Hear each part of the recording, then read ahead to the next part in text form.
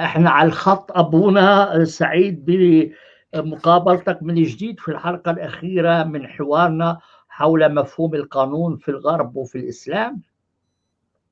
هل عندك كلمة تريد أن تقولها قبل ما نعمل هذه الحلقة الأخيرة؟ يا كلمة بسيطة فقط، وهي تعبير عن شكري وامتناني وسروري أيضا لهذه الحلقات. شكر لك، أعطيتنا من وقتك وأعطيت الفرصة هذه لكيما سوية نبحث في هذه الأمور التي تهم كثير جميع طبعا الناس من كل الطوائف، من كل الأديان، من كل القوميات، وهي جدا مهمة لكيما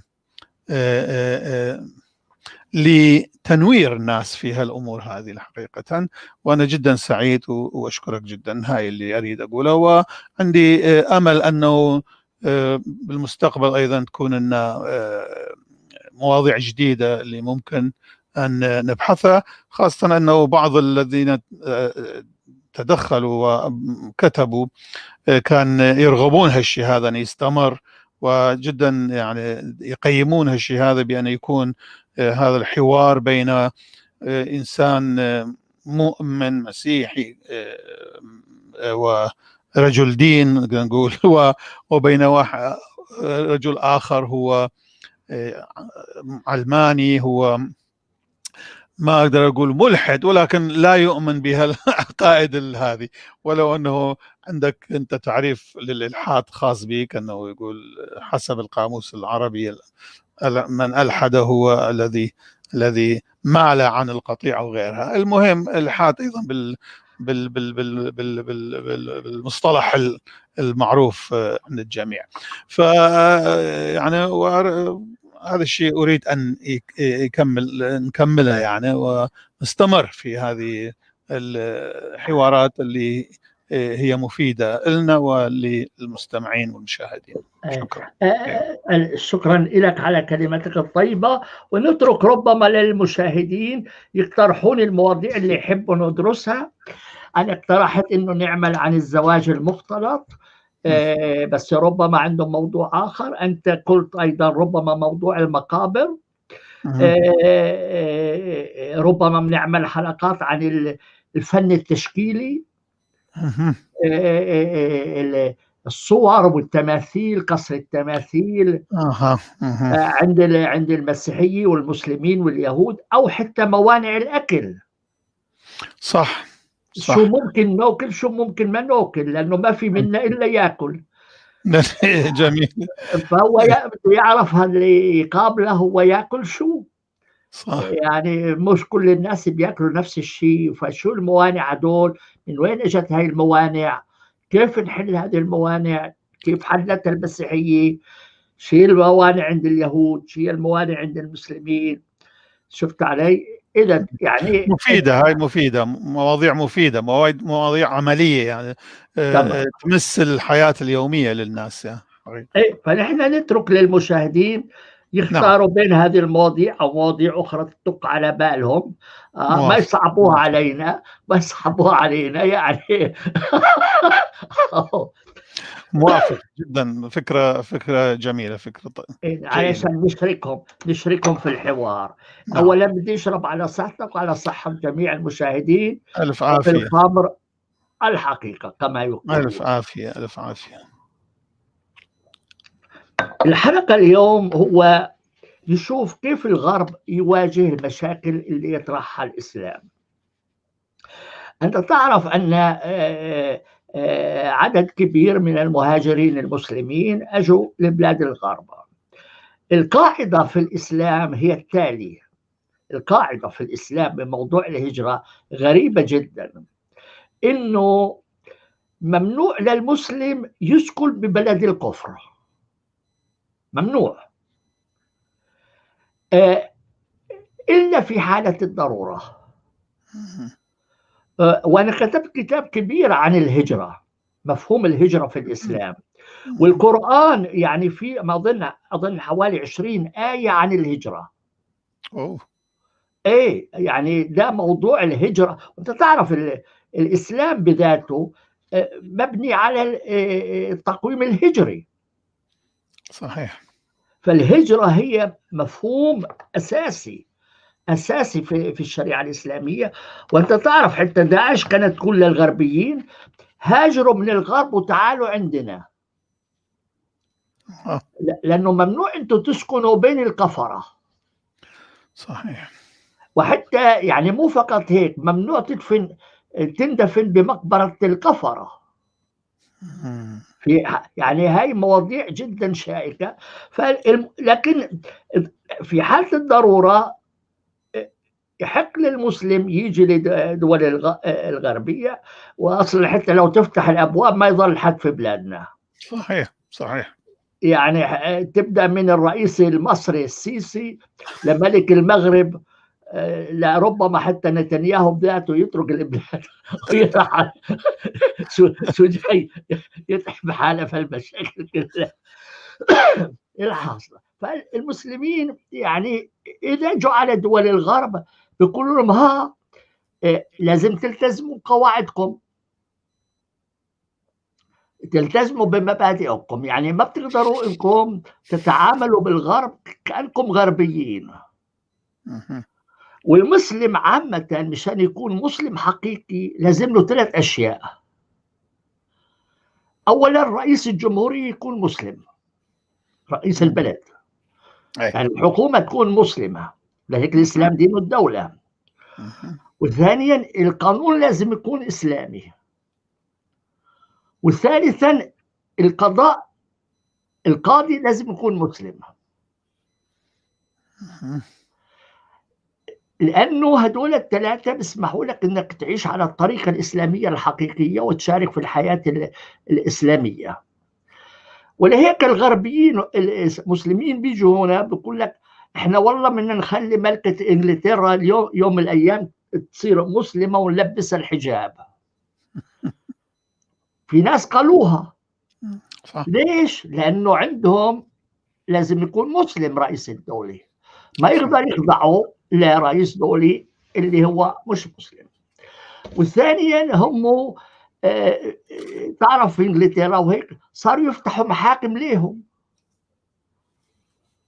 محاكم للمسلمين، والناس بدل ما يروح للمحاكم تاعون الدولة تاعتهم يروح للمحاكم الطائفية.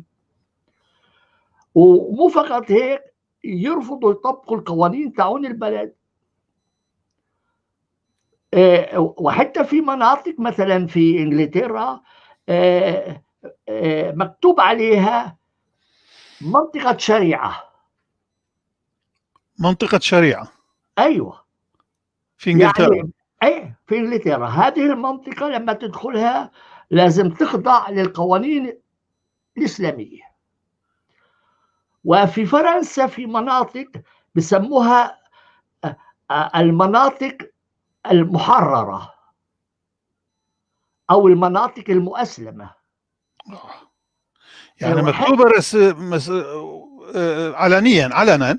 في إنجلترا نعم علنيا. وحتى في إنجلترا طلبوا في حركات إسلامية تطالب أنه في 3 مناطق في بريطانيا تنفصل عن بريطانيا حكومة وهيك وكونوا شريعة إسلامية هناك. 3 مناطق. وفي فرنسا مثلا باريس في مناطق ما يقدر يدخلها غير المسلم. وأنا عندي صديقة مثلا مسلمة متحررة ما بتلبس الحجاب، إذا تروح بعض المناطق في باريس يربوا عليها أحجار. فهمت علي؟ ليه؟ لأنه مو بقول لك إحنا بنطبق شريعتنا، إحنا بنطبق شريعتنا. وتعرف المسلمين هم منشطين في التبشير، يعني لكن هم ما بيعرفوا بيقبلوا التبشير إلا في اتجاه واحد، يعني هم يبشروا يرفضوا الآخر يبشروا. ولهيك إذا واحد مسلم صار مسيحي قليل ما يظهر يقول أنا صرت مسيحي، ليه؟ يخاف على روحه. طبعا. حتى بفرنسا عجيب. حتى بفرنسا بينما واحد مسيحي صار مسلم لسبب أو لآخر، بيروح بيقول والله أنا وجدت راحتي في الإسلام، ويجي يعمل دعاية ومثل هيك. وأنا شفتهم يعني في أمام البرلمان السويسري شباب مسلمين يجوا يحطوا طاولة وعليها القرائن، وكل اللي يمروا يوزعوا عليهم القرائن مجانا. فيعني طريقتهم غريبة عجيبة. حتى جو عملوا فرنسا اتفاق، عايزين يعملوا اتفاق مع المسلمين، يعني المسلمين اتفقوا على بعض المبادئ مع الغربيين، ومن بين هذول المبادئ انه المسلمين يعترفوا بحرية العقيدة، يعني اللي عايز يغير دينه يغيره. تعرف المسلمين قالوا احنا لن نمضي على وثيقة مثل هيك، رفضوا في فرنسا. في فرنسا، وهم عايشين في فرنسا، مواطنين وحتى فرنسيين. الحكومة خضعت لشروطهم. عجيب عجيب عجيب عجيب. فمبدأ الحرية الدينية هم مستحيل يقبلوا بها بفرنسا بذاتها. يعني رئيس الوزراء شيفينيمون وزير الداخلية، ما اعرفش ايش كان مشكلته، قال لهم هاي المبادئ وما بينها الحرية الدينية. قالوا له لا، احنا لن نمضي على وثيقة مثل هيك إذا أنت بتقول لكل شخص الحق في ترك دينه. إذا حقه ماكرون كان يقول أنه هذول انفصاليين يريدون انفصال تماما. حقه. نحن ما يعني ما صدقنا لما سمعنا هاي، بس الظاهر هيك هي يعني. ما هو لهيك هلا صاروا عايزين يعملوا قانون تجريم الانفصال. تجريم الانفصال لأنه موجود هذه. ويقول لك مثلا هناك كتب يقول لك انه هناك مناطق بفرنسا لا تخضع للقانون الفرنسي. ومثلا في مارسيليا في مناطق مستحيل البوليس يدخلها، إذا عايزين يدخلوها بيدخلوها بالدبابات، بالمدرعات العسكرية. وتصور أستاذ سامي لو هذا الشيء موجود في إحدى الدول العربية والإسلامية، شو راح يكون مصير هذيك المنطقة؟ راح يمحوها يمحوها محي. تمام. فهل يقبلون أنه فرنسا تمحي هالمناطق مع كل من فيها؟ لازم. عجيب الإنسان اللي يريد شيء لنفسه لازم يريده أيضا الآخر. هذا أظن موجود بالقرآن في آية تقول في الآية اللي تقول ورد ما معناها أنه لازم تريد لأخوك ما تريد لنفسك، شيء من هالقبيل. بالمجال الحرية الدينية مستحيل يقبلوا هذا الأمر. شيء غريب. وحتى لما أجوا يصوتوا على وثيقة حقوق الإنسان في المادة 18 كل الدول الإسلامية وقفت ضدهم، قالت هاي مش ممكن نقبل بها لأنه هذا مخالف لشريعتنا، فبيعملوا تحفظات. فالمشكلة الأولى اللي بيلاقوها المسلمون، يعني بيلاقيها الدول الغربية مع المسلمين، هي حرية العقيدة. مو فقط هيك، يعني أنت تعرف في رمضان في الدول الإسلامية ممنوع واحد يروح يأكل على الشارع العام. صح. تعرف إنه في مسلمين يحاولوا يطبقوا هذا حتى بفرنسا. عجيب. أي ففي ناس يروحوا على مطعم يشوفوا واحد مسلم أو شكله مسلم يأكل يضربوه. عجيب.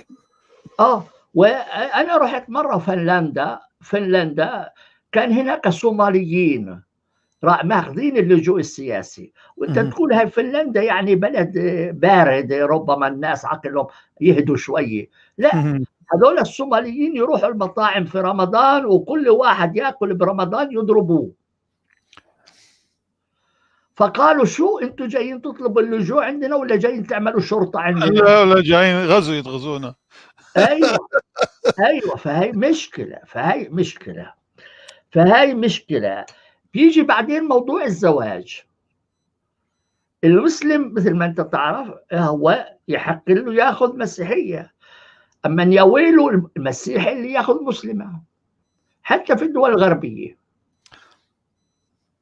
فهو شو ينجبر يصير مسلم علشان يعرف يتجوز مع مسلمة حتى بفرنسا، وإلا إذا ما بيعملها ممكن الزوج يقتل والبنت تخطف.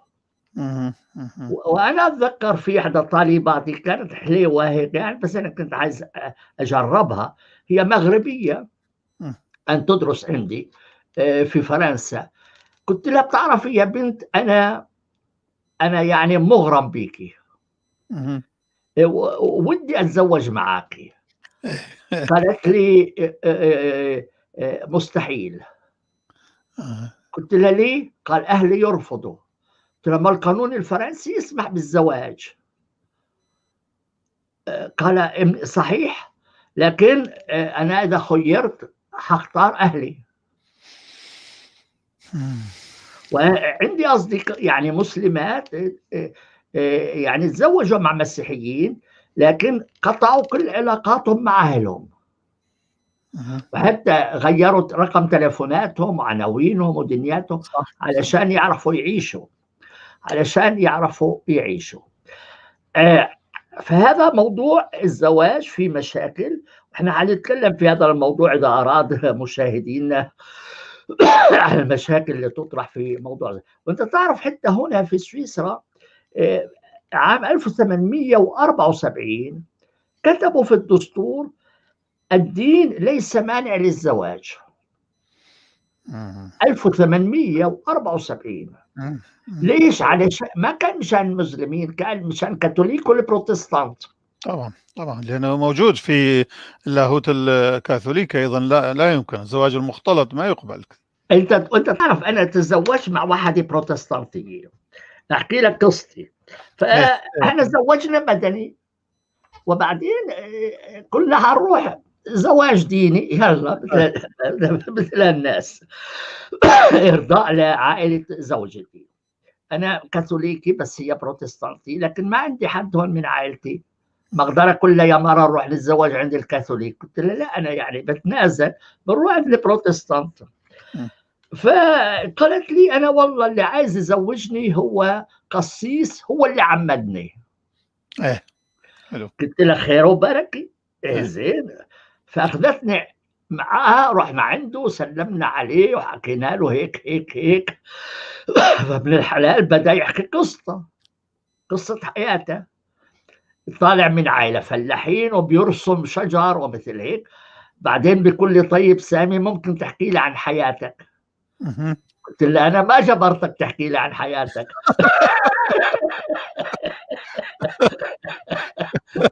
ليش تفرض علي؟ لا مو معقول يعني هيك. قلت له ايه، انا يعني فلسطيني من عائله كاثوليكيه. هذا سمع كلمه كاثوليك انتفض. عجيب. قال لي انت كاثوليكي؟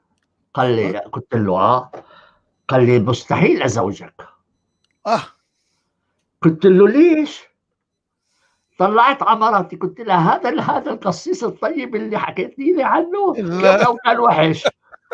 لو كان وحش، فهم علي؟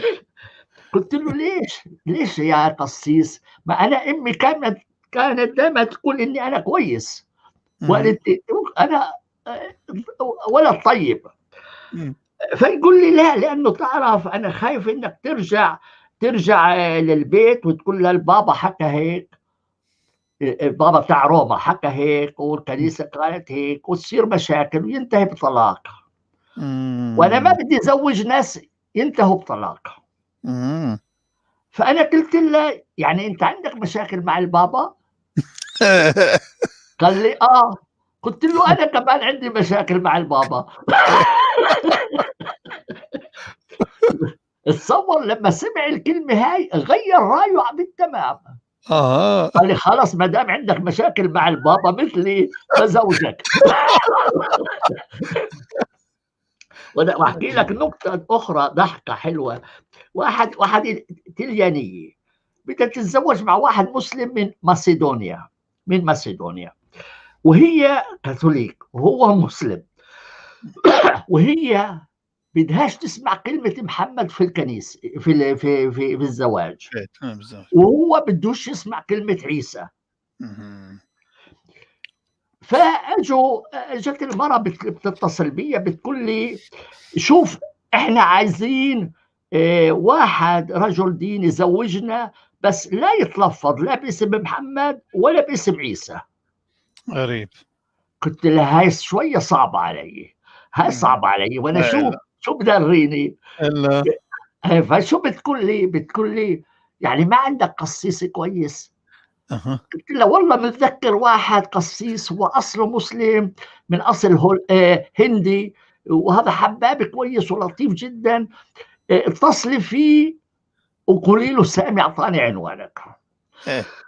راحت حكت له، قالت له هيك هيك هيك. قال له شو هو زواج على الطلب؟ شو هو؟ لا، إذا تيجي تزوج عندي تزوج على شروطي مو على شروطك. إلا أيوة، فهي اتجنت. بعد دقيقتين بتتصل بي بتقول لي هذا رجل الدين اللي كويس اللي حكيت لي عنه. قلت له والله هذا أحسن نوع عندي. فبعدين شو تقول لي؟ تقول لي طيب أنا عندي اقتراح لك. قلت له شو اقتراح؟ قال لي زوجنا أنت. قلت له شو أنا أخذتيني كراكوز أنا بهلوان ولا كيف زوجك؟ أنا مو رجل دين. قالت لي ولا تهتم ندفع لك فلوس.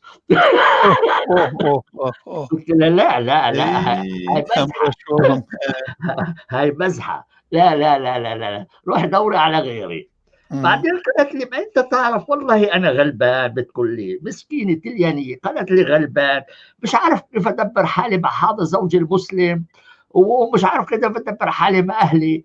فاحنا كنا نعمل يعني مثل طقس ديني، بس ارجوك لا تذكر فيه لا محمد ولا عيسى، تعمل لنا طقس ديني رمزي.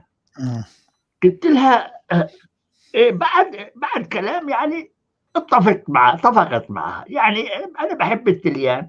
قلت لها علشان خاطرك بس على شرط. قالت لي شو شرط؟ قلت لها انك تمضي على وثيقه انه لن تختن الاولاد والا لا ازوجك.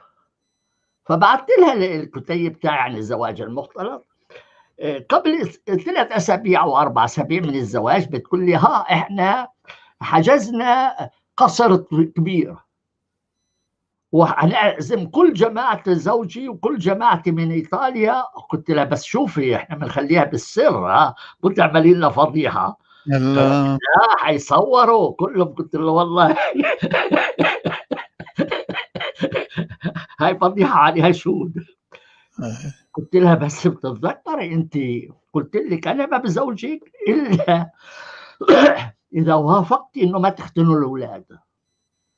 قالت انا حكيت مع زوجي قال لي لا الاولاد لازم يختنوا. قلت لها لا بالحال هاي انا ما بزوجكم. قالت لي إيه بس انا اعمل شو؟ انا حجزت المكان ورحنا عملنا الدعوات كلها وذكرنا فيها اسمك وانه انت اللي حتعملي لنا المراسيم مثل هيك. قلت لها الكرد ياخذك.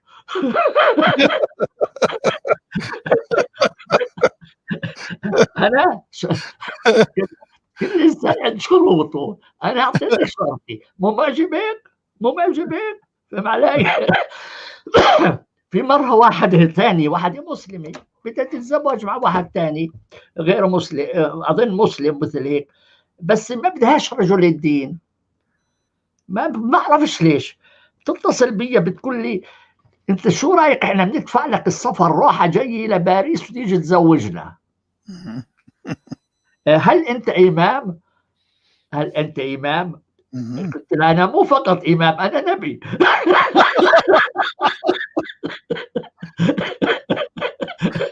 هي اكيد مسكينه اول ما شافت اسم نبي انخفضت. بطلت تجاهد. لا حاصل. هاي الاستاذ سامي هاي مشكله موجوده يعني كل الطوائف المسيحيه ايضا وكل الاديان، يعني الدين المسيحي ومسلم ويهودي ايضا الزواج المختلط مشكله كبيره. هي خاصه هسه من صارت الهجره وصار اختلاط بين طوائف، حتى المسيحيين بيناتهم طوائف مختلفين. وعندنا بالشرق طبعا مثل ما تعرف كان في طوائف هي شرقيه ولو، بس مع ذلك طوائف مختلفه هي، وبعدين دخلت قبل 100 سنة 150 سنة نتيجة البعثات التبشيرية دخلت الكنائس الغربية أيضا، كاثوليك، قسم صاروا من عندنا، قسم صاروا بروتستانت، فكان فيها المشاكل هذه. أنا ما أتذكر مرة، ولو تريد أن نحكي عنها أم نخليها خليها غير مرة، خليها غير غير مرة. مرة، إيه خليه غير مرة إذا كان اسمه. فبس أريد أقول يعني حتى أكون أيوة صادق أنه معك. نحن أيضا يعني ما ممكن يعني أنا أيضا لما كان يجوا لي ما أقدر يعني لأن عندنا قانون، عندنا نظام، فلازم نطبقه. وما أقدر أنا أزوج واحدة مسيحية مع واحد غير مسيحي إلا بشرط أنه هو لازم يصير مسيحي أو هي تروح تصير من دينه. لأنه شو كان عندنا المبرر كان أنه يعني كيف تعيشون سوية كل واحد منكم على معتقد معين، انتم تصيرون واحد في كل شيء مشترك راح يكون بيناتكم، حياتكم كلها راح تكون واحدة. فصعب أنه تكونون ممكن تصيرون واحد وأنتم عندكم هيك يعني. هاي كان الحجة، نقدر نقول العذر يعني. فكنا نحاول هيك يعني انت تعرف فهمه. تعرف انا بتصل فيا اسبوعيا ملحدين يقولوا لي اتزوج مع مين وكيف مع، او يكون متزوج يقول انا مش عارف كيف اعيش مع مرتي، هي مؤمنه وانا مش مؤمن. اي مشكله، حقيقة مشكله. وانا عملت اشرطه عن هيك يعني انصحهم فيها كيف نعمل، شو الحل لهذه المشاكل. طيب في بعدين موضوع الميراث. تعرف انه المسلم بيورث النص للمرأة والباقي لا، وبعدين ما في ميراث بين رجل بين مسلم وغير مسلم، صح، ما في ميراث. فهاي مشاكل، احدى المشاكل الموجودة. بعدين في موضوع الحجاب. انت تعرف موضوع الحجاب، انا اقول لهم، يقولوا لي انت يا سامي مع الحجاب؟ قلت لهم انا مع الحجاب 100%، حتى مو فقط الحجاب، النقاب. قالوا لي كيف؟ قلت له بس على شرط. قالوا لي شو هو شرطك؟ قال ما هو الحجاب عندكم مبني على اساس الجنس، يعني المرأة تتحجب والرجل لا. قلت له لا، انا على اساس الجمال. فالحلو ممنوع يتحجب والبشع مجبور يتحجب. هاي خوش مبدأ هذا. مبدأ حقيقي. قالوا لي طب احنا كيف نعرف واحد حلو ولا مش حلو؟ قلت له مو مشكلة، احنا عندنا هنا شو اسمه لجنة الفن، لجنة فنية عايزين ينصبوا، يعملوا نصب في المدينة، يقولوا لهم هذا عليه ولا شو، يستشيروهم. فإذا واحدة عايزة تلبس الحجاب نبعثها عنده، كله هي حلوة ولا مو حلوة؟ إذا قالوا حلوة ممنوع الحجاب، ممنوع حجاب. إذا بشعة مجبور الحجاب. مو فقط للنساء، كمان للرجال. فأنا بقول لهم يعني أنت بتغطي مزبلة ما بتغطي وردة، فهم علي؟ فأنا يعني، أو أنا بقول يعني، أو حتى اللي عايز يفرض الحجاب على مرته، لو أنا في فرنسا بفرض عليه هو يلبس الحجاب بالأول. حلو. مساواة. عايز تفرض الحجاب لمرتك، خلاص لما بتتحجب تيجي بتكلمني. ولا مساواة وعدالة. بدك تفرض الحجاب على بنتك، اوعى تطلع من البيت غير محجب، واذا مسكتك مش محجب يا ويلك. هم الناس يقولوا لي خوش حكي. تمام. ايه قلت له هذا هو على اساس الجمال، على اساس الجمال. بعدين في موضوع المقابر. موضوع المقابر هاي مصيبة كبرى في الغرب، لكن نتكلم فيها غير مرة. بس يعني تطرح مشاكل الله بين مسلمين وغير مسلمين. لكن إذا مرت ليد نفتح مجال المقابر في دولنا وفي الغرب، لأن هذا موضوع غريب عجيب. وعلى فكرة أنا كتبت كتاب عن المقابر، كتاب 160 صفحة. ليش؟ لأنه الدستور السويسري فيه مادة عن المقابر. حلو. غريب الأمر. 1874 وضعوا مادة عن هذه مهمة. هل شو اسمه هذه ملاحظة مهمة، أنه هالمعلومة هاي مهمة جدا، أنه سويسرا شوف من 1874 وجدت حلول يعني، أو قررت يعني، فصلت في الأمور هذه. قرن ونص قبلنا. شيء عجيب. هم بعدين هم بيقولوا لي انت ليه كل الناس يحطوا فلوسهم بسويسرا؟ قلت له واحد مجنون يحط فلوسه في العراق؟ سمعت هاي الحلقة. ما هنا لانه سويسرا بلد هادي، فعلشان يعملوا علشان الاقتصاد ينتعش عملوا السلام الداخلي، مو فقط بين الأحياء، كمان بين الأموات. صح. يعني يقول إذا الناس مش عايزين يموتوا مع سوا، كيف يعيشوا مع سوا؟ فهنعمل حلقة عن المقابر، وأنا عندي قصص الله اشتغلت عليها أظن 16 شهر على موضوع المقابر. ليش سويسرا حطت مادة في الدستور عن المقابر؟ غريب عجيب. ما في دولة في العالم فيها مادة عن المقابر في الدستور. صحيح. طيب هلا كيف نحل المشاكل هدول؟ فشيء الحل الأول يقول لك شو، أو بعدين في موضوع الختان، ختان الإناث وختان الذكور، لأنه تعرف أنه في مصر 90% من النساء مختونات. 90%؟ أيوة، وكثير من الأفارقة بيجوا بيختنوا بناتهم في فرنسا، لكن ممنوع. وبعدين ختان الذكور عامة مش لازم تجري إلا إذا كان لسبب طبي. طب في كثير ناس بيقولوا لا هذا سبب طبي مشان يدفعوا التأمين الصحي، ومشاكل الله. طب كيف نحل المشاكل هاي؟ يعني ما في مجال إلا تلاقي في مشاكل. يعني مثلا في ناس يقول لك أنا لا أسمح بزوجتي تروح تتداوى عند طبيب مسيحي.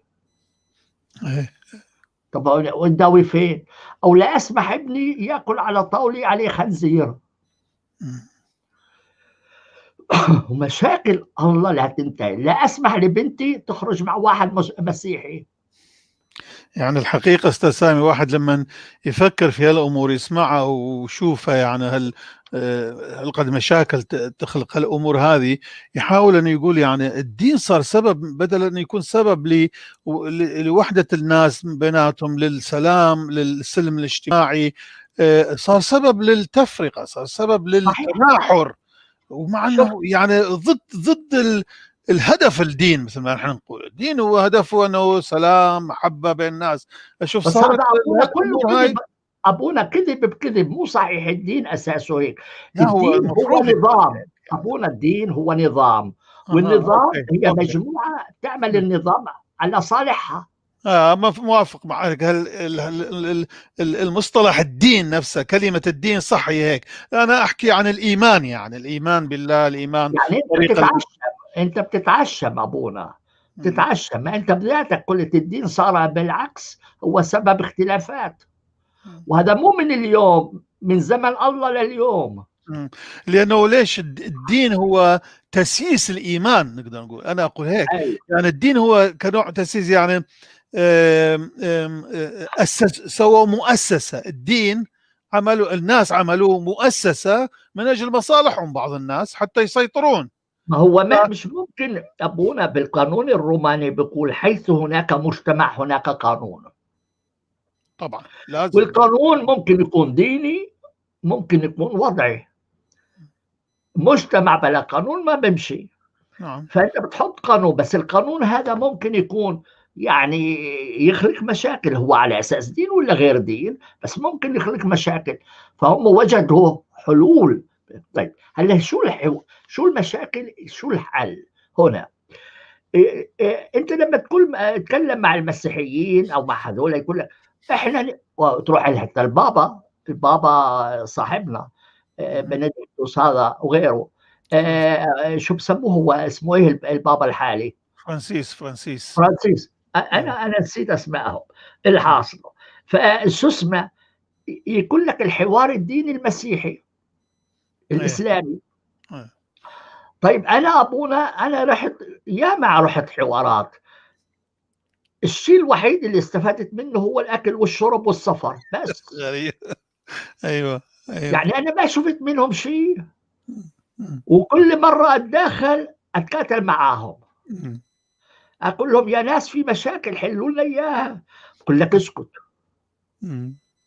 طب أنا مثلا رحت مؤتمر في لوكسمبورغ، وجاء دوري أحكي، قلت لهم والله أنا اقتراحي إنه القرآن والتوراة والإنجيل يبدأ يعمل له يعني تنبيه في بدايته، يقول هذا القرآن فيه تعاليم مخالفة لحقوق الإنسان، فلهيك يجب يعني نقرأه بصورة نقدية. قالوا لي أنت مجنون ولا شو؟ واحد أسقف قال لي شو أنت مجنون مخبل؟ إذا تكتب أنت تنبيه هذا على التوراة والإنجيل والقرآن بطل في حوار. مم. قلت لما هو عزيزي كتبوا هذا الشرط على كتاب كفاح لهتلر، ممنوع كتاب هتلر في فرنسا يوزع إلا إذا كان في تنبيه في بدايته. قالوا لي يعني أنت تعني التوراة والإنجيل والقرآن مثل كتاب كفاح لهتلر؟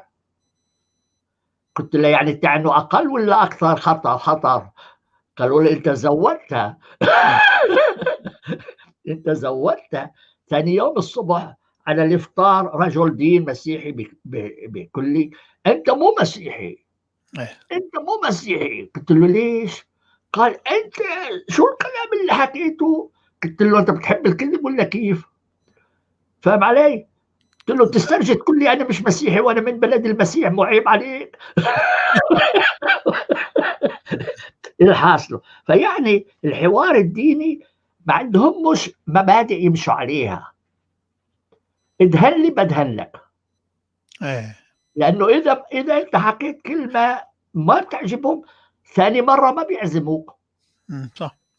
وأنا دائما أقول لهم أول ما أروح مؤتمر يدعوني أقول لهم أنا عارف هاي آخر مرة حتدعوني. فلهيك حكي لي كل اللي عندي وعلى مسؤوليتكم الخاصة. جبركم تدعوني. انت تصور ابونا دعوني لفرنسا اعطي محاضرة، اللي دعاني للمؤتمر اكتشف اني انا عندي افكار غريبة عجيبة. بعدين قال لي شو الافكار اللي عندك؟ قلت له اسمع انت مش مجبور تدعوني، ها الغي الدعوة، الغي الدعوة. قال لي لا تعال. رحت هناك وبعدين حكيت اللي ببالي، صاحبنا صار يصيح وسط القاعة. صيح انت ما يصير تحكي حكي مثل هيك، انا ما دعيتك تحكي كلام مثل هيك. قلت له شو انت مش عارف شو ارائي؟ انا مش قلت لك مش مجبور تدعوني؟ طرق الباب وطلع وتركني لوحدي مع ضيوفه. صارت فضيحه. راحوا الناس قالوا له انت انجنيت ولا شو؟ تدعى واحد وتصيح فيه امام الجميع وعيب عليك. جنيت انت. فانا كل مره بروح مؤتمر ابونا، كل مره بروح مؤتمر كل مرة بلاقي مشاكل. يعني أنا مثل ما تقول غاوي مشاكل. ما عندك شغل عمل، يقول العراقي ما عندك شغل عمل إلا تسوي مشاكل. حتى ناس قالوا لي أول ما شفتك تتدخل قلنا هذا أكيد حيوجع له براسه. بس أنا يعني أنا بقول لهم يا ناس أنتوا جايين تناقشوا مواضيع جدية، أنا رجل قانون، الكلام الباقي هذا ما عنديش، ما بهمنيش، أنا بدي حلول. طب أبونا لهم 50 سنة بيعملوا حوار مسيحي إسلامي، الأمور الأساسية ما عملوا منها نتيجة. لا مستحيل. يعني أنا أعتبر هذا الكلمة هاي، يعني الشعار هذا حوار الأديان، يعني شعار غير صحيح، غلط. هذا ما أديان ما تتحاور الأديان، إنما مثلا المنتمين للأديان المختلفة كبشر يمكن يتحاورون بيناتهم، يجدون القواسم المشتركة للعيش، يجدون الأسس هذه أسس العدالة والمساواة، هالمبادئ اللي يعيشون مع بعضهم وكل واحد يكون دينه. اما الاديان شلون تتحاور الاديان؟ ما مستحيل ان تتحاور الاديان، لان مثل ما انت قلت وتعرف كلش زين وكثير كلنا نعرف انه هناك امور في دين معين ضد الامور في الدين الاخر، يعني ما يقبل تناقض كبير اكو حتى بالامور الشبه الاساسيه، اذا ما نقول اساسيه شبه الاساسيه في تناقض. مستحيل ان يكون حوار ما يكون بين الافكار المتناقضه، انما يكون ممكن بين حمله هالافكار ممكن ان يتحاورون، يعني البشر يتحاورون على اساس في امور حقيقيه، في امور حياتيه، في امور عمليه، في امور حياه، حتى في امور المجتمع اللي يعيشون به سويه، حتى يقدرون يتعايشون، معايشه تكون نتعايش بالسلام وامان واحترام متبادل وهيك. اما انا والاديان شلون نتعاون؟ صايره معايا استاذ سامي، صايره معايا في هون بالسويد مجلس خاص، مجلس الاديان، سنة مرة يعمل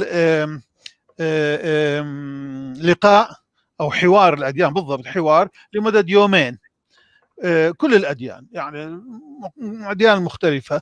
وأكو أيضا واحد آخر حوار بين فقط المسيحيين، الطوائف المسيحية.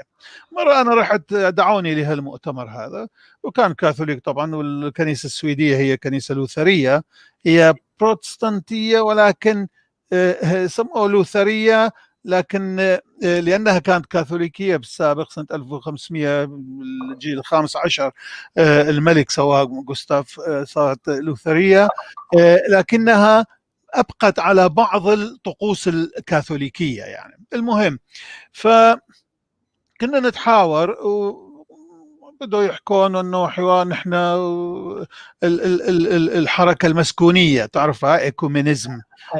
ايكومينيزم هاي الحركه المسكونيه، يعني الحوار بين الطوائف المسيحيه المختلفه وهيك. فانا بالضبط قلت مثل ما انت يعني اخذت موقفه، قلت له زين هلا شوف، رحنا البارح الى كنيسه ارثوذكسيه، كان في كنائس مختلفه، من ضمن نشاطات المؤتمر هذا انه نروح كلنا سويه الى طائفه معينه كنيستهم هناك، نحضر صلاتهم، نحضر القداس وهذا. فكان رحنا حضرنا قداس في كنيسه ارثوذكسيه اصلها روسيه في اوبسالا، مدينه سويديه. رحنا هناك وانا ردت اروح يعني جاء وقت التناول اتناول، قالوا لي لا ما يصير، بس الارثوذكس يتناولوا، ما يعطون تناول غير الارثوذكس. ايش حطيته بقلبي وقف.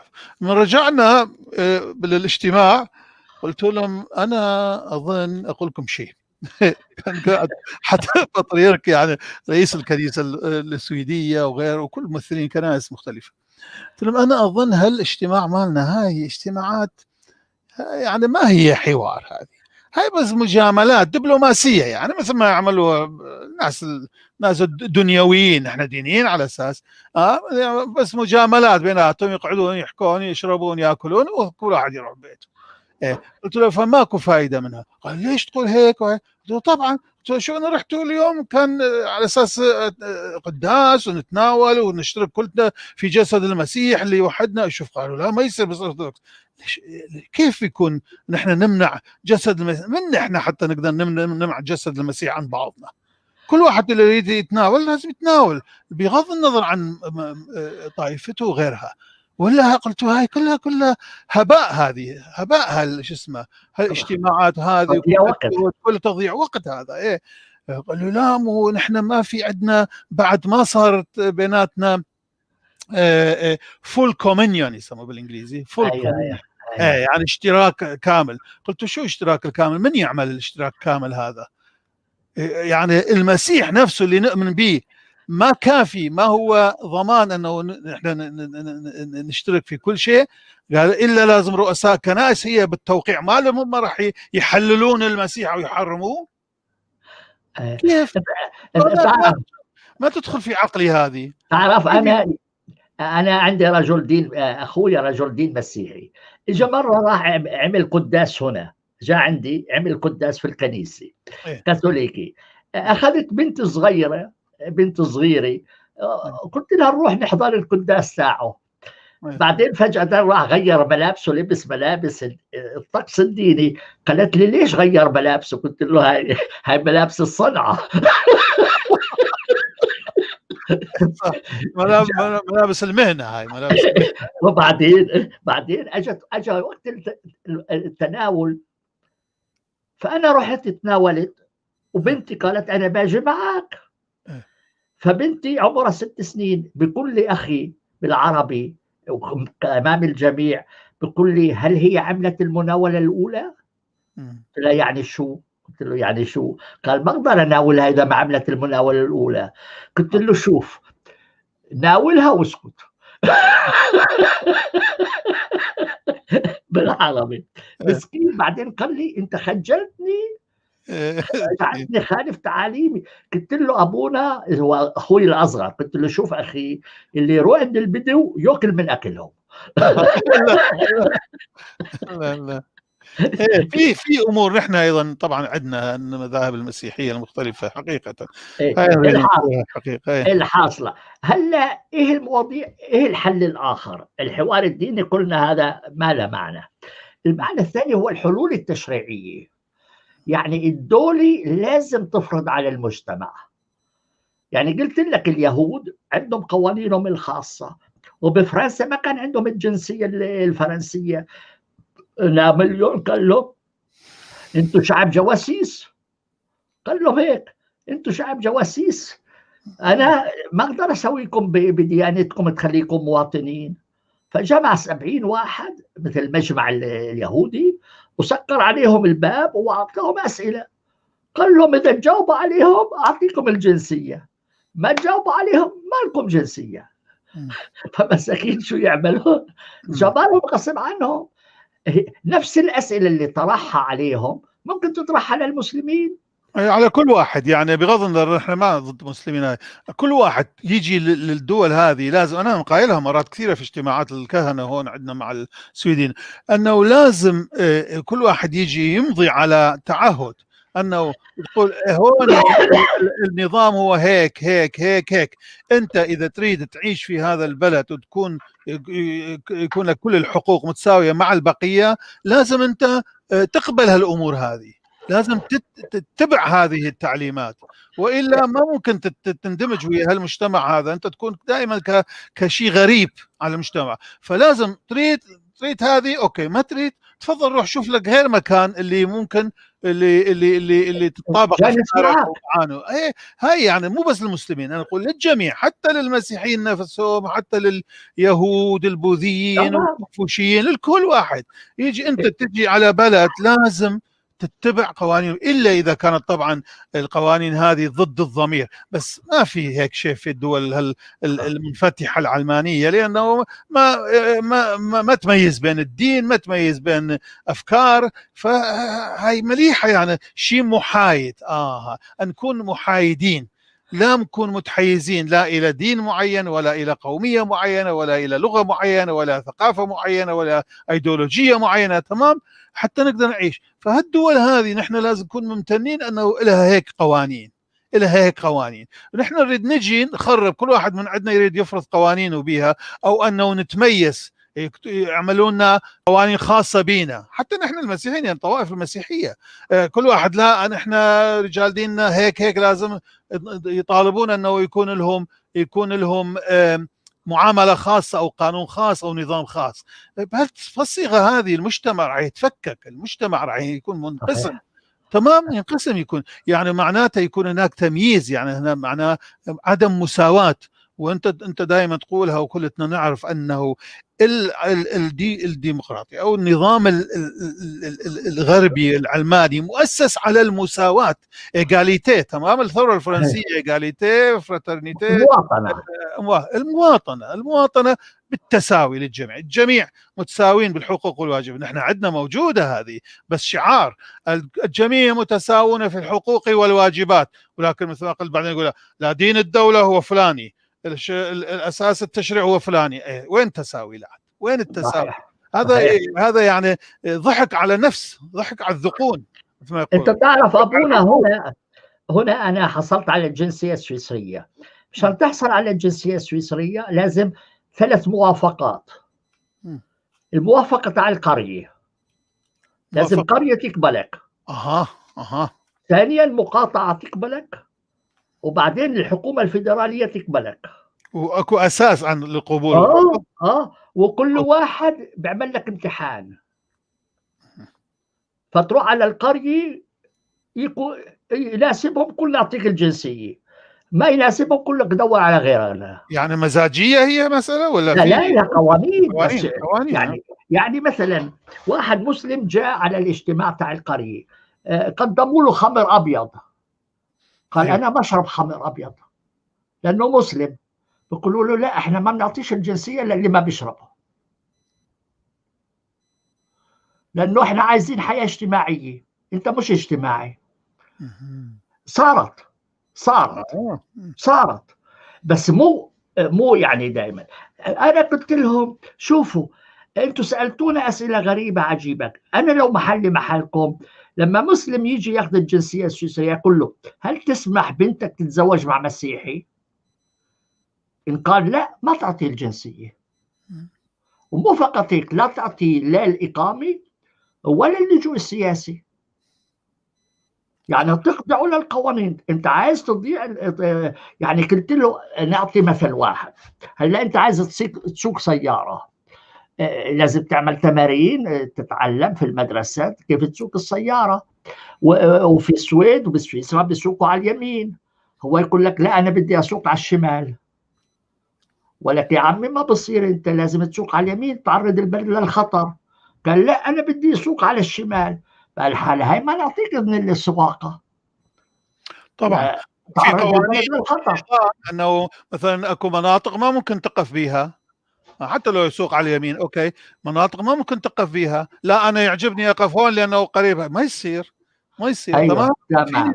في امور هذه، فهيك امور اللي تطبق على الجميع واللي هي في صالح المجتمع، تمام، اللي هي مفيده مو مضره للمجتمع، هاي لازم نحن نقبلها. يعني عقليا ضميريا منطقيا لازم واحد من نفسه يقبلها هذه. اما أيوة. انه لا لانه انا انقل عن فلان انه قال ما يصير، فانا ما الديني ما يقبل او تراثي ما يقبل او هيك هالامور هاي، لا طبعا ما مقبوله هالاعذار. اما الاعذار الاخرى انه شيء مضر، اذا هو مضر لا ما اقبله. شيء مضر هو ما اقبله. أنا عندي صور لمسلمين في هولندا رافعين كارما يقولوا الشريعة لهولندا. فأنا أقول له لو أنا الحكومة الهولندية بركبهم بالطيارة برحلهم نفس اليوم. صحيح. يعني على أقل تقدير هذه ممكن نقول أنه قلة أدب. يعني ما يقول نحن اكو في مثل نقولوا يا غريب كن اديب. يعني انت غريب في هالشو اسمه، كون شويه مؤدب، كون مؤدب، لا تقوم تتبجح على المجتمع هذا. انت جيت هنا بنفسك، ما حد. انا كثير اقول لجماعتنا ايضا ما يعجبك تفضل روح، ما راح يمنعوك، ولا هي من السويد دزت وراك وجابتك بالقوه او دعتك او توسلت بك ان تجي. انت نفسك اعطيت فلوس للمهرب وعرضت نفسك لألف خطر حتى تجي هون. بعدين ما تقبل الشيء الموجود اللي هون، تريد تفرض عليها رايك، ما يصير. يعني هذا من آداب المعامله، من آداب المعامله ايضا، يعني اقل شيء. وهناك مشكله اخرى هي الحلول الوقائيه. الحلول الوقائيه خاصة أنا أعتبر حلول وقائية موضوع الزواج، لأنه كثير الناس يتزوجوا إما للحصول على إذن إقامة أو للجنسية أو لأسباب أخرى. والمشكلة بعدين بتعرض المجتمع لخطر. فأنا بقول يجب قبل ما يتزوج الناس تخضعهم لامتحان. تمام، كما انك ما بتعطي اذن تسوق سياره من دون ما تعمل امتحان. طبعا لازم تخضع الناس لتعليمات وتشوف وانا اذا واحد يقول لي لا انا والله انا اذا عندي بنت بخليها تتزوج مع واحد مسيحي، بيقول له انا ما بزوجك، ما بزوجك، حل عن ظهرنا. صح. ايه ما ازوجك، لانه انا اذا واحد يقول لي انا لازم اسوق على الشمال بعطيه اذن السواقه، صح. لانه عرض البلد للخطر. فلكن دولنا احنا انت تعرف، انت لما تروح على الدكان تشتري اكل مكتوب عليه انه هذا اذا عندك المرض الفلاني الحساسيه الفلانيه فما تصير تاكله. ايوه فهمت علي؟ وهي امور وقائيه. صح، وقائيه. ما يمنعوك، لكن انت حر انت، ولكن يعلموك بالشيء، ما يخدعوك، يعلموك. انت تعرف اني انا جاني مره واحده سويسريه متزوجه مع واحد مسلم، ومشكله مشاكل الله بتقول لي انها بدها تروح تطلب اللجوء السياسي بكندا. قلت لها كيف شو سويسريه تطلب اللجوء السياسي بكندا؟ اه قالت لي قلت لها ليه؟ قالت سويسرا ما بتحميني. شوف فانا رحت عند رئيس المعهد تاعي صار يضحك، قال لي معقول تحكي الحكي مثل هيك يا سامي؟ ولو سويسرا احنا بلد ديمقراطيه تروح تطلب اللجوء بكندا؟ قلت له انت ممكن تحميها؟ قال لي بصراحه ما بعرف احميها. قلت له شفت طب انا عندي حالات تشيب، حالات تشيب بالزواج حالات تشيب. احنا تعرف هون السويد كيف؟ احنا تعجبنا لما جينا السويد، شفنا انه بالمدرسه مثلا ما يعطون لحم خنزير. ليش؟ لان في طلاب مسلمين ما ياكلون. شو عليهم طلاب مسلمين خلوا ياكلوا؟ البقيه كلهم تحرموهم هذه لانه في كم واحد. يعني هذه طبعا من ايش؟ من فيض الانسانيه مالتهم، يعني من ناحيه حقيقة. ولكن هذه يعني كل شيء يزيد عن حده ينقلب ضده، ما تمام؟ يعني حتى الإنسانيتك، حتى رحمتك، حتى هذه إذا تزيد عن حدها راح تنقلب بالضد. وهوني في السويد هيك كانوا، هلا شوية بدوا يفكرون بهالأمور هذه، ولا قبل كانت فضمرة سائبة بالمرة. حتى تتصور أستاذ سامي كان عندهم هو تراث قديم يعني بالسويد، نهاية السنة للمدارس يعملون احتفال بالكنيسة، كان يعملوه دائما. السويد دولة علمانية وإلى آخر درجة، يعني دولة سيكولاريزير علمانية. أوكي. ولكن كان عندهم هالتراث هذا قديم، وهالعادة شو اسمه، أنه يعملوه بالكنيسة. بدوا قسم من المسلمين لا نحن ما نروح الكنيسة، طلاب آبائهم نحن ما يريد أولادنا يروحون، لازم لا تسووها بالكنيسة. قاموا قسم من المدارس ما يعملون شو اسمه بالكنيسة، يعني ما يعملوا هذه. فصارت كثير يعني آخرين قالوا هيك، يقولوا يابا أنتم تغيرون شو نعمل؟ تغيرون التراث تاعكم، تغيرون العقلية أو الممارسات تاعكم، لأنه كم واحد من الخارج جو يريدون يفرضون عليكم هذه. هو مو أكثر معقول ومن الأدب والتربية أنه هم اللي يجي من برا لازم يحاول أن يكيف نفسه ويأقلم نفسه، يكيف نفسه على المجتمع اللي جاي يعيشه، مو يجي يخلي كل المجتمع يغيره ويكون مثل ما هو يريد. تمام؟ فهذا غير معقول، يعني هذا ما يدخل بالعقل، هذا شيء غير معقول، هذا شيء غير منطقي، هذا شيء غير صحيح. فهسه بدت يعني شويه السويد اظن الدول الاخرى ايضا يعني يحاولوا ينظروا الى هاي، يحسوا يشعروا بنفسهم بهالامور هذه. لانه قلنا لو هيك انتم راح تتغير كل يعني راح نظامكم هذا راح يتخربط، يعني حقيقه راح ترجعوا للوراء، راح تكونوا مثل دولنا نحن. انا اتذكر اذا انت تريد تجيب النظام اللي بدولتك، لعد ليش سبت دولتك؟ ليش تركت دولتك وجيت هون؟ ليش بلدك اذا تريد نظام كان يعجبك ابقى هونك وطبق النظام هذا. مثل ما يقول الاستاذ حامد عبد الصبر، انا يعجبني كثير يقولها بصراحه، الامور هذه يستميتون لكي ما يصلون هون. الى هالدول هذه، ولما يصلون هون يريدون يجيبون الامور البلاوي اللي هم هربوا منها. صحيح. هربوا منها يريدون يجيبوها في المجتمع هذا من جديد. يعني شيء تناقض فظيع، يعني ما يقبل العقل يعني حقيقة. بعدين هناك موضوع آخر، هو موضوع إعداد الأئمة. إعداد اللي يعملوا، اللي يديروا الصلوات في الجوامع الغربية.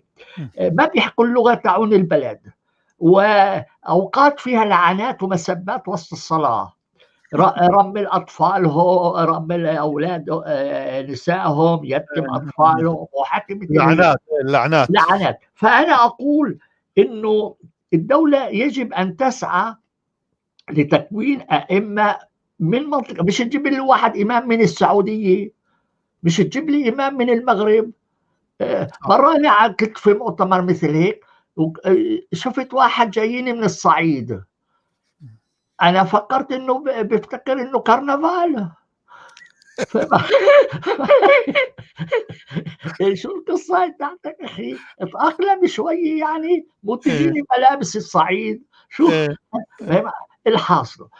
بعدين هناك المشاكل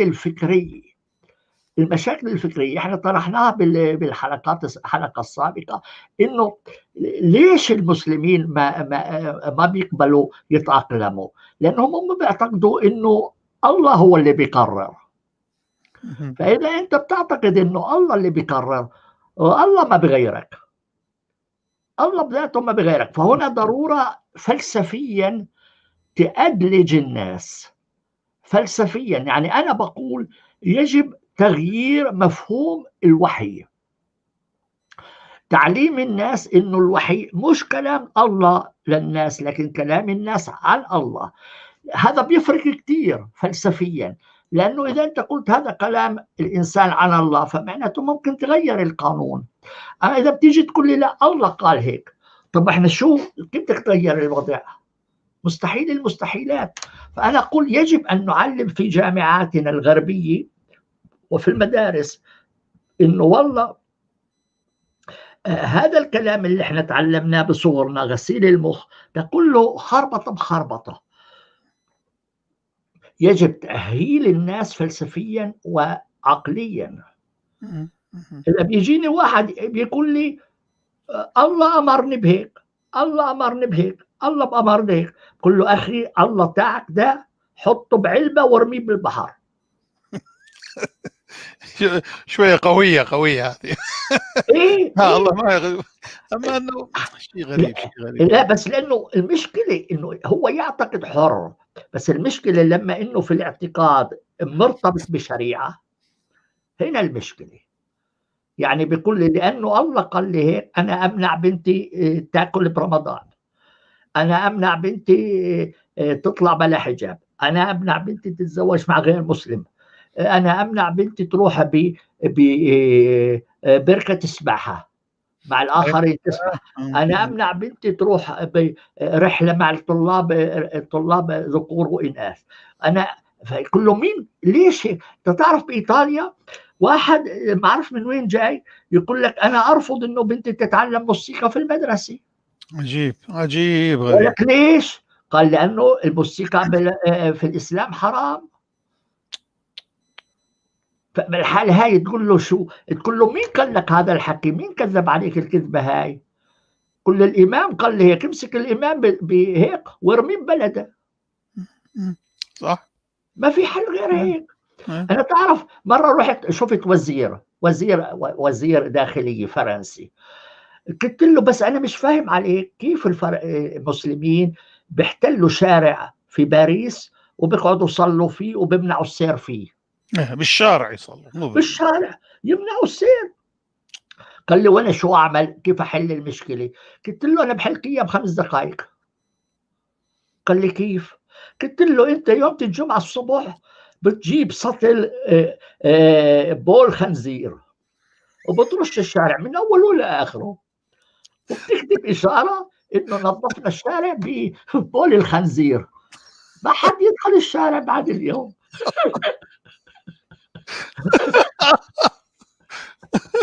صار يضحك. قلت له طب انت مش عندهم ممنوع النقاب؟ قال اه. قلت له طب ليش في نقاب؟ قال لي حمل فيهم ايه؟ قلت له انا حل لك اياه بدقيقتين. قال لي كيف تحله؟ قلت له اللي عنده نقاب ما هو الباراشوت على ظهره، بحطه بطياره بنزله من 5 كيلومتر من الهواء فوق على بلده، مشان لما يقع ينكسر يجوا ما يرجعش مره ثانيه.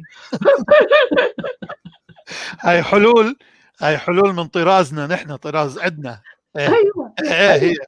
هو هي حلول عندنا نحن، هيك حلول. الوزير هذا، الوزير قال لي، هو الوزير لما رحت اقابله قال لي 15 دقيقه، ما عندي وقت اكثر 15 دقيقه، مسكني ساعه ونص. قلت له كيف؟ قال لي هاي اول مره عندي واحد فلسطيني بيحكي لهجه سويسريه. حلو حلو. يقول لي احنا الموديل اللي عايزين نصل له هو سويسرا. هو قال لي هيك، بس مش عارفين كيف نصل له.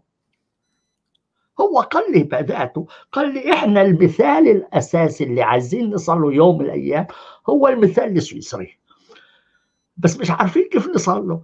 قلت له شويه همه، شويه همه، ما تترك الامور تمشي مثل هيك، ما ما تترك الامور تمشي مثل هيك، فاهم علي؟ فيعني قال لي، قلت له ما انت كيف انت شو شغلتك كوزير؟ انت شو شغلتك كوزير؟ فاهم علي؟ فبعدين في موضوع اخر كمان مهم، هو السياسه الدوليه يجب ان تكون عادله. ايوه هاي مهمه لانه طبيعه الحال هو المسلمين بيزودوها، لكن برضه الغربيين بيزودوها لما بدعموا سياسات خاطئه في دولنا. يعني انا مثلا كفلسطيني ارفض انه الدول الغربيه تبني علاقات مع اسرائيل، وانا اعتبر اسرائيل دوله نازيه. اذا انا المسيحي ارفض ذلك، شو بالك بالمسلم؟ فبتعمل تأزيم في العلاقات الاجتماعيه. يعني انا بقول كون عادل. لما بتبني سياسه دوله على الظلم، بطبيعه الحال الناس حيثوروا. انت تعرف مؤخرا بباريس وحده اخذت لقب، اظنها وهي مرشحه تاخذ لقب اجمل سيده في فرنسا. المشكله تاعتها انها اسرائيليه او يهوديه، فنزلت المسبات عليها من فوق لتحت، وتعدي بكل هاي معاداه للساميه، وعايزين يعملوا قانون وعاقبوا اللي سبوها. طب ما عزيزي انت كيف تبني علاقات مع دوله نازيه؟ يعني هي استاذ سامي يمكن تبني علاقات، ممكن تبني علاقات، بس يعني يحاولون انه يحكوا عن المظالم، يبينوا ايوه المظالم، اما عفارم يعملوا عليك. علاقات دي لازم يعملوا علاقات لا مليحه، بس بس لا، يحكوا عن المظالم، لا يكون يكيلوا بمكيالين يعني. ايوه هذا الدول هاي اللي انما هذا اللي يكون أعني به. هذا العداله، يكون هيك. ايوه لا، انا اصلا مثل ما انا شديد مع المسلم، انا اقول كن شديد مع الاخرين. يعني شديد انا مع لو بعض الممارسات الاسلاميه، لانه مسلم نفسه كثير مو في ناس كله طيبين، لا انا طيبين. ما هو انا انا انا اللي دائما اميز بين الشخص وبين الافكار، لا، الافكار انا اذا الغير واحد صحيحه. طيب انا ما بحكي. نحاول انه نغير الافكار غير صحيحه، سواء عند المسلم او المسيحي او اليهودي او البوذي، تمام. مهما كان تمام. انا بقول يعني الدول الغربيه سياستها للشرق الاوسط يا للاسف ادت الى ارهاب إيه بعض. نوعا ما. نعم. نوعا ما مش ممكن انك تفصل الاثنين، ايوه ايوه. لانه المسلم بيقول لك ليه بيعاملوا اخواننا الفلسطينيين بالطريقه هاي. طب انا فلسطيني مسيحي مش هيك؟ انا لا اقبل فرنسا تعمل علاقات مع اسرائيل، لاني بس انا بقول لا. انا مبالغ فيها ارفض. يعني، لا لا لا تعمل لا علاقات، خلي لا لا تعمل لا, لا, لا, علاقات لا ليس تكون. مبالغ فيها، لانه انت اذا بتعمل، لانه الطيور على اشكالها تقع. اذا انت تدعم دوله نازيه مثل اسرائيل انت اصبحت نازي. هذا هو مبدئي. فاذا تصور انا كمسيحي ارفض ذلك، شو بالك بالمسلم؟ يعني فهي المشكلة. أنا بقول تسمح لي يعني أن تعمل علاقات شيء أو أن تدعم وتأيد إسرائيل في ممارساتها العنصرية شيء آخر يعني. ما هو أبونا إذا أنت تعمل علاقات، يعني أنت تقبل بكله. هاي المشكلة. مثل ما أنت قلت، يعني أنت مش شرط، نعم. مش شرط هذا. لا، ما هو المشكلة إنه الدول الغربية تدعم إسرائيل بكل الجهات. يعني حتى تدعم في إسرائيل. ممارساتها الظالمة ضد الفلسطينيين ضد غيرهم. احكي لي مرة فرنسا قالت ليش يا إسرائيل دمرتي 81% من قرى فلسطين، ليش ما بتخلي اللاجئين يرجعوا؟ سمعتها؟ ما سمعتها. أنا ما لا، سمعتها.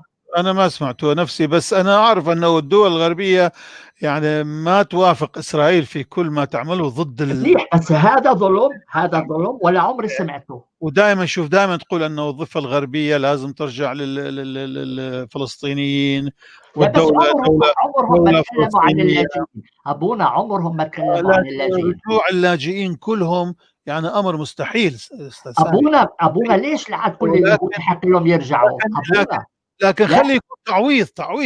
لا، لأنه ليش؟ لا، أنا أتذكر مرة قالوا اللي يريد أبونا تعويض، بس أبونا العرب رفض. أبو العرب رفض. لا، أبونا، اللي بده تعويض ياخذ تعويض، واللي بده يرجع له حق يرجع. أيوه، أيوه، أيوه.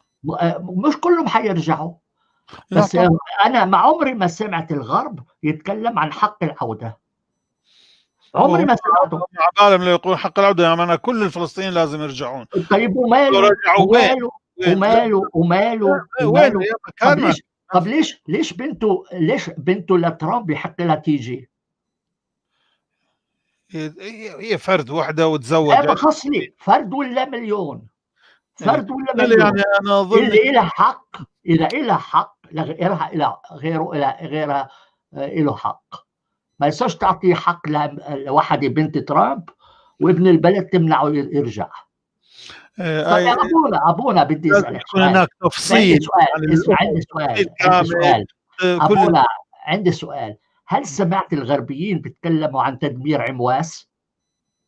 لا لا، هو ما يتكلموا عنهم. ليش طب شو؟ سمعت يوم قالوا ليش دمروا قرية مسيحية نحن أو عاشورية أو سريانية؟ لا، ما يقولوا هذه. لا، بس ما كلهم هو نحن المشكلة. مسيحيين مثلهم على أساس.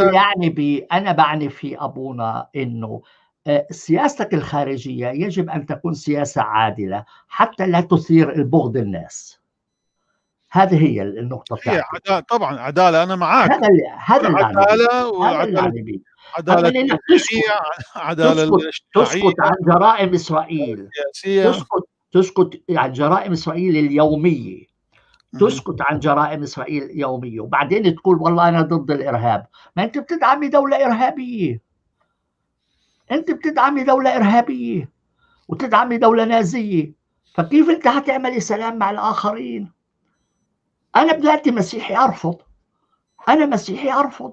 أقول هذه سياسة لا أخلاقية. هذه السياسة لا أخلاقية. وأدين سويسرا وأدين فرنسا وأدين إيطاليا وأدين السويد في هذا المجال. أنا كل من يبني علاقة مع دولة نازية يصبح نازي. هذا مبدئي. هذا مبدئي. اللي يعجبه، اللي ما يعجبه يطرق راسه بالحيط. هذا رأيي. على كل أبونا، احنا مش حنطول الحلقة لأنه هلا صارت الساعة و13. يعني أنا وضحت لك النقاط، كيف الحلول اللي ممكن يعني يعني نقدمها لعلاقة المسلمين مع غير المسلمين في الدول الغربية. غربية، نعم. وكيف أنه لازم نظام الغربي يكون نظام يعني أكثر واعي ويراعي. وأكثر عدل. عادل. أكثر وعي، واعي أكثر على شدة، أكثر أي شدة، شدة. أي نعم. وأكثر عدالة.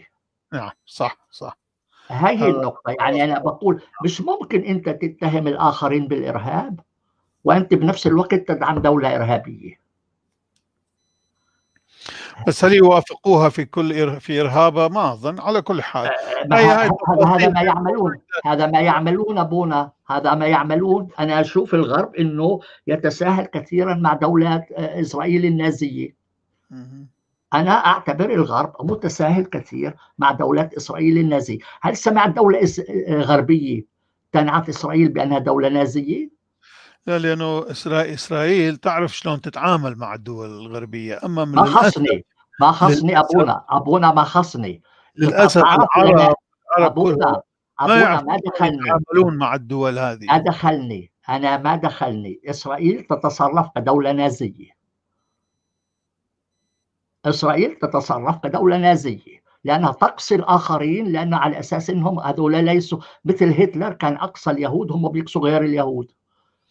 فأنا بعتبر إسرائيل دولة نازية.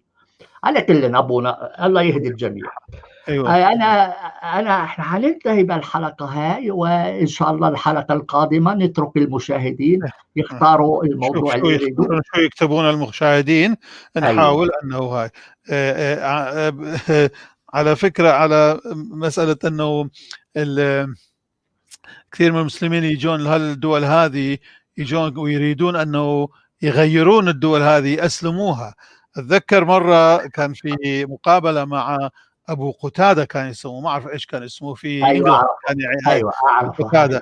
فقال له المذيع، كان قناة الجزيرة، قال له يا رجل، أنت تعيش هناك، ويعطوك بيت، أولادك يدرسوهم، وعندك ضمان اجتماعي، ضمان صحي، كل هذه، وأنت تقوم تحكي ضد البلد هذا وتريد تعملها. قال له أنا تعرف شو هدفي هو أن أضع علم لا إله إلا الله محمد رسول الله فوق قصر بكنغهام، قصر الملكة. صح.